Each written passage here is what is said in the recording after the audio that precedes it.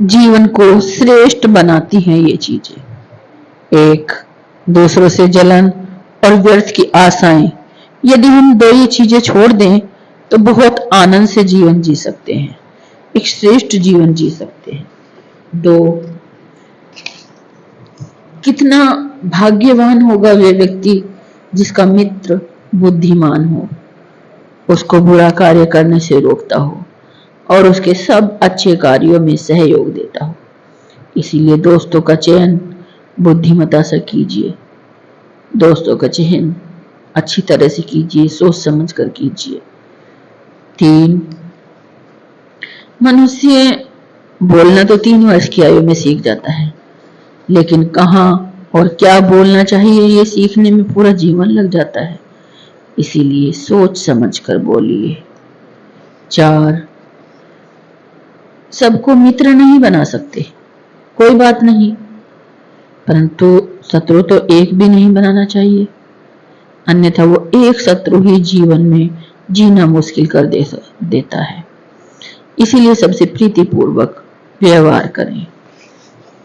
5, सभी लोग खराब नहीं हैं, बल्कि भिन्न भिन्न प्रकार के हैं, सब अलग अलग प्रकार के हैं।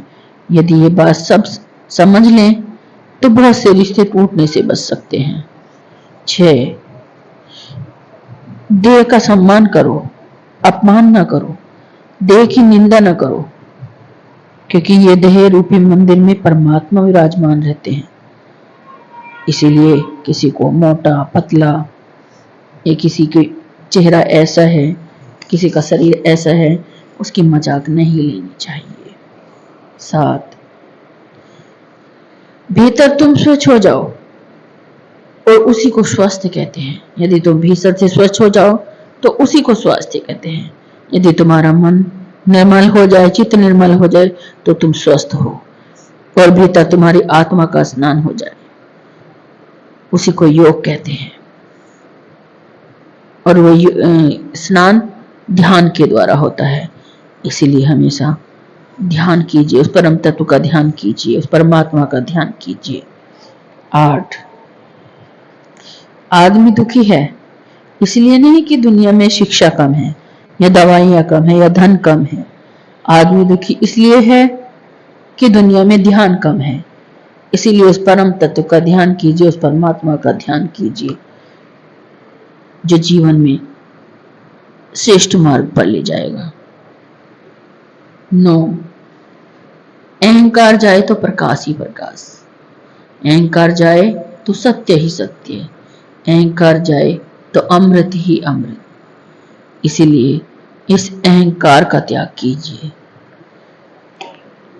10, जीवन में 2 रास्ते हैं। पहला, या तो परिस्थितियों के अनुसार चलो और खुश रहो, और दूसरा कि परिस्थितियों को बदलने की जिम्मेदारी ले लो। शिकायत मत करो, परिस्थितियों को बदल लीजिए, अब जीवन अपने आप सुखी हो जाएगा, अपने आप श्रेष्ठ हो जाएगा। 11, किसी भी व्यक्ति की सफलता का रहस्य उसकी विजय में नहीं है, अपितु उसकी पराजय में छिपा है, क्योंकि पराजय से वो सीख लेता है। 12, जो साधक सब छोड़ने को तैयार हो जाए परंतु स्वयं को छोड़ने को तैयार न हो, वह कभी शिष्य नहीं बन सकता। इसीलिए साधक को चाहिए कि स्वयं को छोड़ दीजिए, अर्थात अपने लोभ काम क्रोध मोह को त्याग करें, तब शिष्य बने।